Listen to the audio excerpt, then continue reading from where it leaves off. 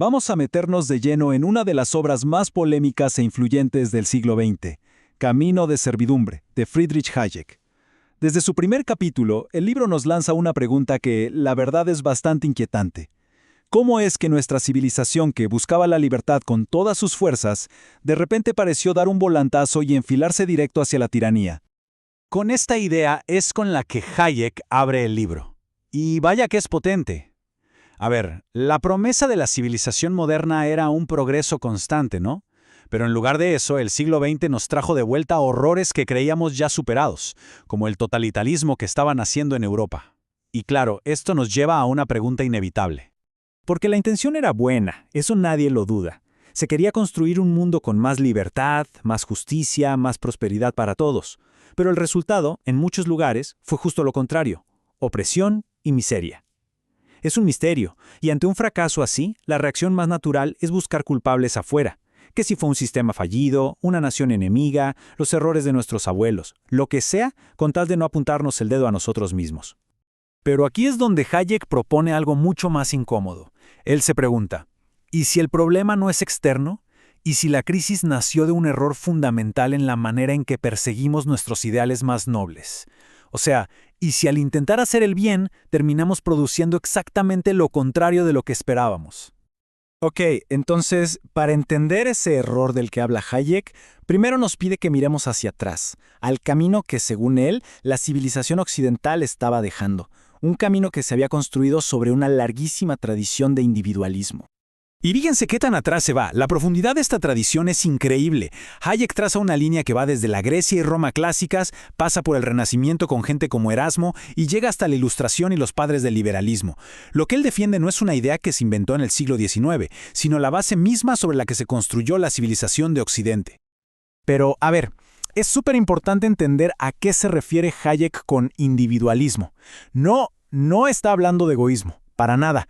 De hecho, es casi lo opuesto. Se refiere al respeto fundamental por la persona, a la creencia de que cada individuo debe ser libre para desarrollar sus propios talentos. Quizá la palabra que mejor resume todo este ideal es tolerancia. Y este camino, argumenta Hayek, vaya que dio frutos espectaculares. Un desarrollo científico como nunca se había visto, un aumento del nivel de vida que superó los sueños más locos, y sobre todo, un nuevo sentimiento de poder sobre el propio destino. La lección parecía muy clara. La libertad económica y la libertad política iban juntas, de la mano.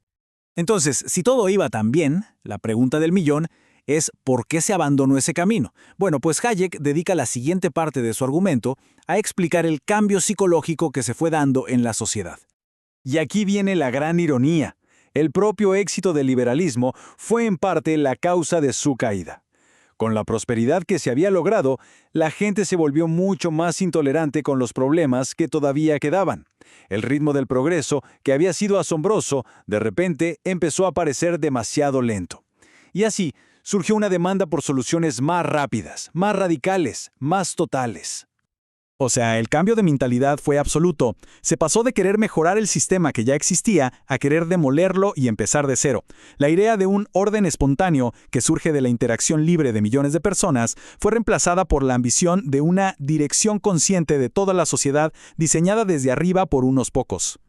Hayek usa una metáfora que es simplemente genial para esto, la del jardinero frente al ingeniero. El liberal clásico es como un jardinero. Sabe que no puede controlar cada detalle del crecimiento de una planta, pero sí puede crear las mejores condiciones para que florezca. En cambio, el nuevo planificador se ve a sí mismo como un ingeniero, alguien que puede y debe diseñar la sociedad desde cero como si estuviera construyendo una máquina. Y este cambio de mentalidad, claro, no ocurrió en el vacío. De hecho, Hayek describe cómo se invirtió por completo el flujo de las ideas que estaban moldeando al mundo en esa época. Durante 2 siglos, las ideas de libertad que venían de Inglaterra se habían extendido por todo el continente europeo, pero alrededor de 1870, ese flujo se invirtió por completo. Alemania se convirtió en el nuevo centro intelectual, y desde ahí empezaron a emanar las nuevas ideas que el resto del mundo, incluida la misma Inglaterra, comenzó a importar. ¿Y qué ideas eran estas? Bueno, seguro que nos suenan. Conceptos como socialismo, organización y planificación centralizada. Pensadores alemanes, desde Hegel y Marx hasta gente como Sombart y Mannheim, perfeccionaron estas teorías colectivistas que pronto dominarían el pensamiento político del siglo XX. De hecho, Hayek señala algo muy fuerte, que en Alemania, los ideales que antes compartía toda Europa empezaron a ser descritos con desprecio como occidentales. Y ser occidental de pronto significaba defender el liberalismo, la democracia, el capitalismo. Se estaba cocinando un conflicto de civilizaciones dentro de la propia Europa. Y con todo esto sobre la mesa, llegamos a la advertencia final del capítulo.